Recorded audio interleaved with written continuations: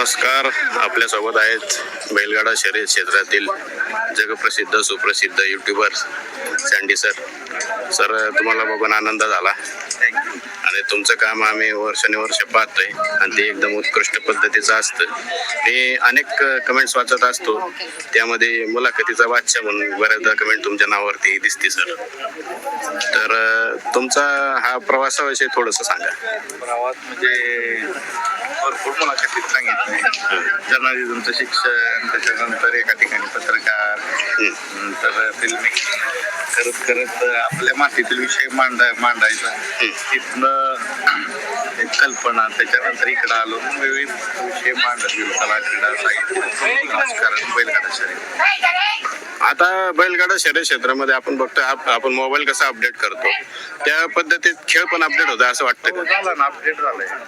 Update झालेला आहे, मोठा झालेला आहे आणि सगळ्यात महत्वाचं जगप्रसिद्ध झालेला आहे. लोकल टू ग्लोबल केलेला आहे बैलगाडा शर्यत. याचं श्रेय खरं युट्यूबर्स असतील, समालोचक असतील, कारण समालोचक खेळाला बोलकं करतात आणि युट्यूबर्स ते व्हिडिओ मार्फत एक्सप्रेस करतात आणि ते जगाला दाखवतात. तुमच्यासारखे युट्यूबर झाले तुम्ही. आज तुमच्या तो माईक पण आहे आणि आज तुमच्या आम्ही खूप अगोदरपासून व्हिडिओज पाहतोय आणि ते एकदम एक्सप्रेसिव्ह पद्धतीचे असतात.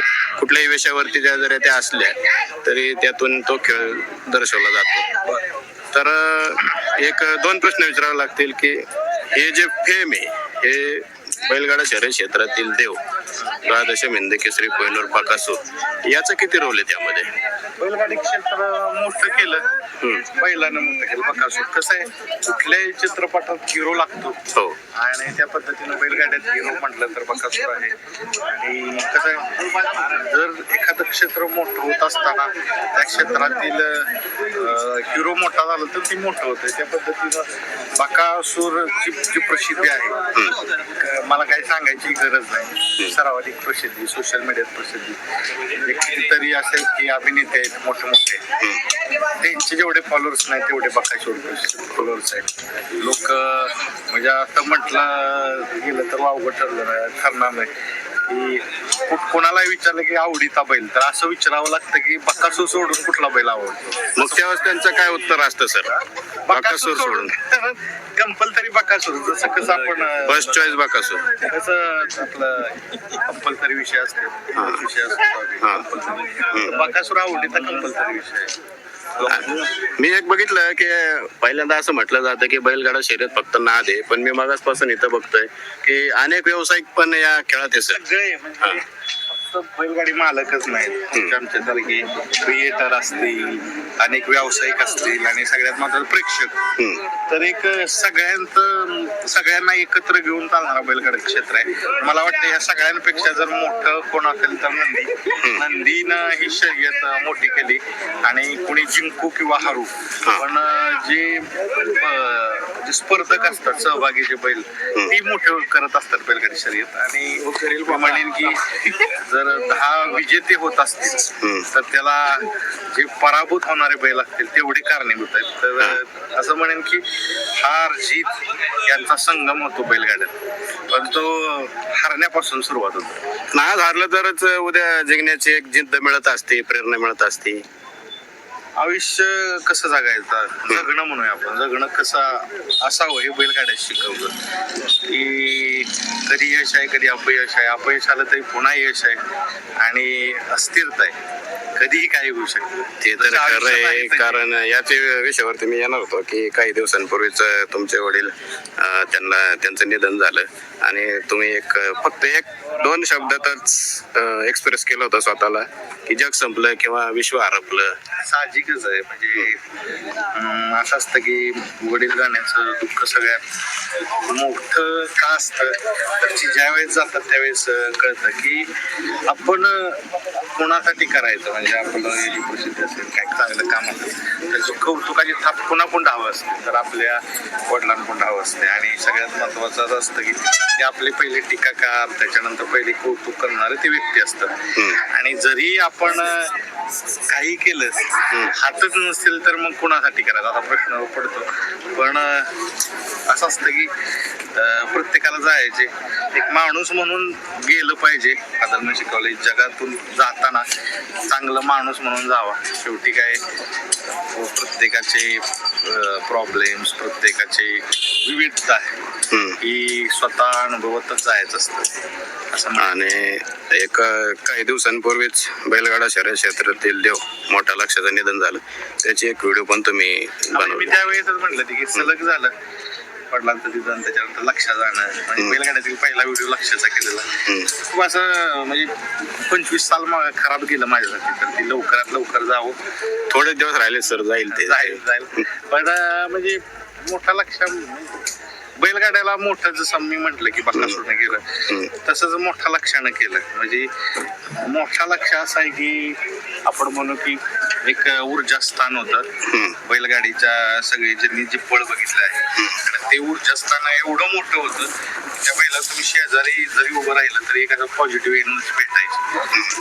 अशा गोष्टी ते काय अनुभूती घ्यावी लागते काय गोष्टीची ती तुम्हाला मोठ्या लक्षाचं फळ असेल किंवा काय हे अनुभवताना होती.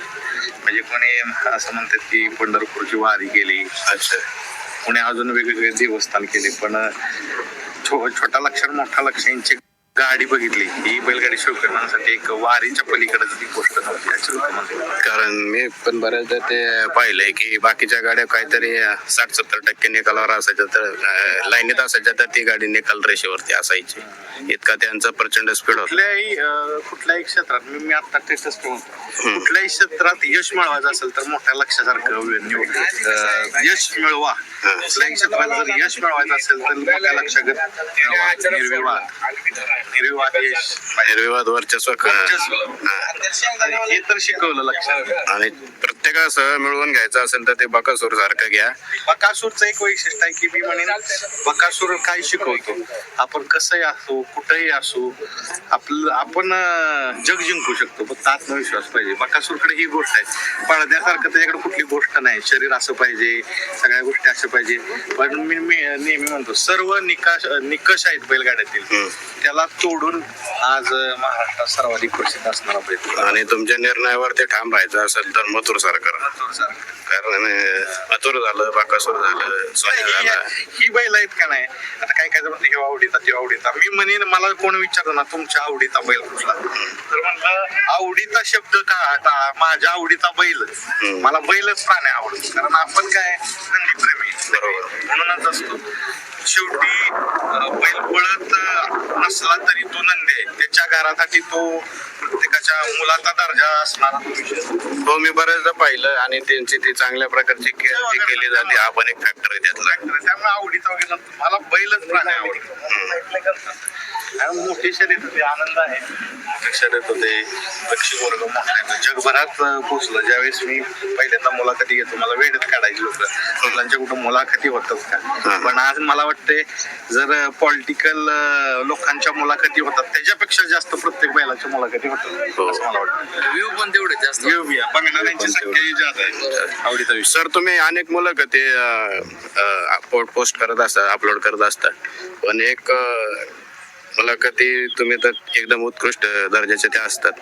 पण व्ह्यूज जर म्हटलं तर आज सोशल मीडियामध्ये बकासूरच्या व्हिडिओजला जे व्ह्यूज हाईक होतात, म्हणजे ते काय नेमकं बघा. म्हणजे आवडीचा आहे ना, म्हणजे काय असतं बैलगाड्यात जो आपला आवडीचा बैल असतो त्याला बघण्याचा प्रयत्न करत असतात की काय बोललं जाते, कुठल्या पद्धतीनं बोललं जाते, हे सर्व प्रेक्षकांचं लक्ष असतं त्याच्यावर. त्यामुळे बकासूरचे किती वेगवेगळे पैलू काढले ते लोकांना कमीच वाटतात. म्हणजे मी कधी मुलाखती घेतो, मी म्हणतो की आता काय विचारायचं, सगळे पैलू काढून झाले तरी लोकांना बघायचं असतं. मुलाखत घ्या म्हणत दरवेळेस काय विचारणार, आणि मुलाखत देणारी ही आज कंटाळली सगळीच. कारण काय सांग जगाला कळलंय सर, आज जगप्रसिद्ध म्हणू शकतो काय आपण सांगणार. म्हणजे त्यांना. आपण तरी काय वेळेस असं होतं की आपले शब्द अपुरे पडतात. हो. अशी काहींची किती असते. कारण गुगल वरती मी माग 15-20 दिवसापूर्वी ही अपडेट झालेली आहे.